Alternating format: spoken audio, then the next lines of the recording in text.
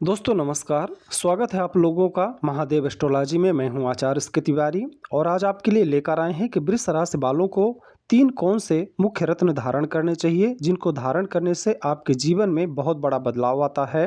रत्न को कैसे धारण करना चाहिए, इसके धारण करने की विधि क्या है और किस उंगली में और किस धातु में पहने, तो आइए जानते हैं। दोस्तों, वृष राशि पृथ्वी तत्व की स्थिर राशि मानी जाती है जिसके स्वामी ग्रह शुक्र ग्रह होते हैं। शुक्र ग्रह सुख, सौंदर्य, भोग विलास, प्रेम, धन, कला और सुख सुविधाओं के कारक ग्रह माने जाते हैं। इसलिए वृष राशि के जातकों के लिए वे रत्न सबसे अधिक भाग्यवर्धक माने जाते हैं जो शुक्र की शक्ति को बढ़ाएं और जीवन में स्थिरता, समृद्धि और आकर्षण लाएं।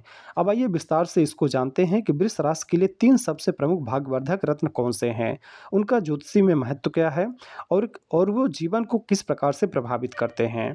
दोस्तों, सबसे पहला रत्न है आपके लिए हीरा। यह शुक्र का रत्न है, वृष राशि का मुख्य रत्न है। अगर जो लोग हीरा नहीं पहन सकते वो इसकी जगह पर ओपल भी धारण कर सकते हैं क्योंकि हीरा एक बहुत ही महंगा रत्न होता है। तो अगर आप हीरा नहीं पहन सकते तो ओपल पहन सकते हैं और दोनों का काम एक ही है। हीरा रत्न वृष राशि के लिए सबसे प्रमुख और प्रभावशाली रत्न माना जाता है। ज्योतिषी महत्व के बारे में अगर बात करें तो हीरा सीधे शुक्र ग्रह से संबंधित है। शुक्र प्रेम, वैवाहिक सुख, धन, ऐश्वर्य और कला का प्रतिनिधित्व करता है। अगर इसके लाभ की बात करें तो यह धन और वैभव में बेतहाशा वृद्धि करता है, प्रेम संबंधों में मजबूती लाता है, वैवाहिक जीवन सुखमय बनाता है, आकर्षण और व्यक्तित्व में निखार लाता है, कला, संगीत, फैशन, फिल्म आदि क्षेत्रों में अच्छी सफलता प्रदान करता है। जो लोग इन चीज़ों से जुड़े हुए हैं उन लोगों को यह रत्न जरूर पहनना चाहिए। मानसिक प्रभाव की बात करें तो हीरा पहनने से या ओपल पहनने से व्यक्ति में आत्मविश्वास और आकर्षण बढ़ता है। यह मन को प्रसन्न और संतुलित बनाता है। पहनने की विधि क्या है?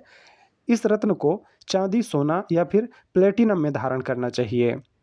किस उंगली में धारण करें तो दाहिने हाथ की अनामिका उंगली में इसे यानी रिंग फिंगर में धारण करना चाहिए। दिन शुक्रवार का होना चाहिए, सुबह 7 बजे से 8 बजे के बीच।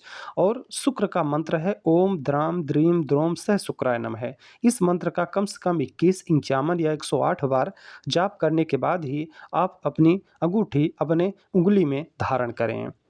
हीरा एक बहुत शक्तिशाली रत्न है या ओपल बहुत शक्तिशाली रत्न है। यदि शुक्र आपका अशुभ है तो भी आपको इसे धारण करना चाहिए क्योंकि यह आपके लग्नेश का रत्न है। तो इसलिए लग्नेश कभी भी अशुभ नहीं होता है।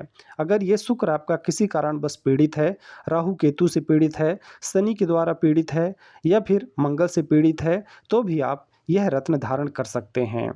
दोस्तों, दूसरा रत्न आपके लिए बनता है पन्ना। पन्ना बुद्धि और व्यापार का रत्न है। पन्ना रत्न वृष राशि वालों के लिए दूसरा महत्वपूर्ण भाग्यवर्धक रत्न माना जाता है। अगर ज्योतिषी महत्व की बात करें तो पन्ना बुध ग्रह से संबंधित है। बुध बुद्धि, वाणी, व्यापार, संचार और निर्णय क्षमता के कारक ग्रह हैं।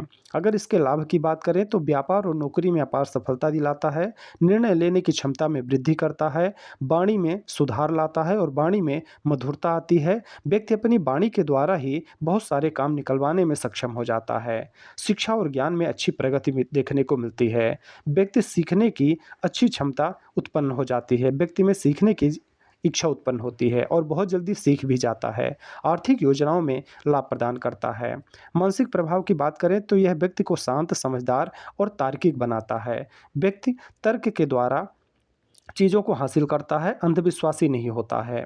पहनने की विधि की बात करें तो इसे सोना या चांदी में आप धारण कर सकते हैं। यह आपके ऊपर है कि किस धातु में आपको पहनना है। इसे आप कनिष्ठिका उंगली यानी जो सबसे छोटी उंगली होती है उसमें आपको इसे धारण करना चाहिए। बुधवार के दिन सुबह 7 से 8 के बीच में।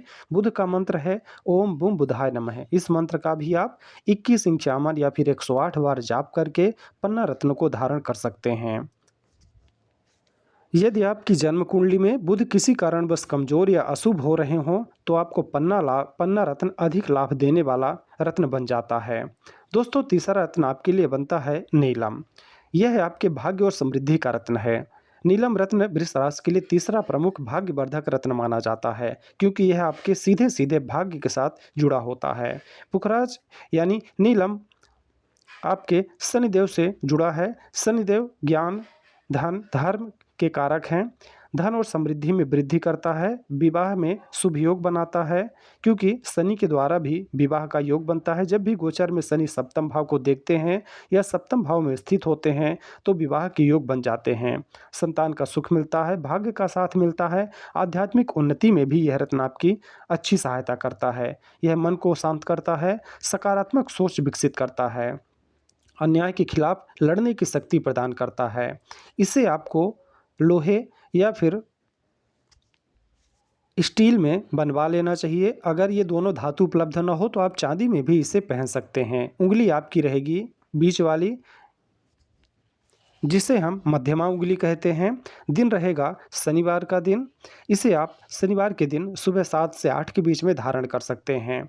दोस्तों, शनि ग्रह आपके लिए भाग्यशाली ग्रह माने जाते हैं, क्योंकि यह आपके भाग्य भाव के स्वामी बनते हैं। इसलिए नीलम आपको अवश्य धारण करना चाहिए। जब भी आपके जीवन में शनि की महादशा या अंतर्दशा चल रही हो तो आपको यह रत्न जरूर पहनना चाहिए।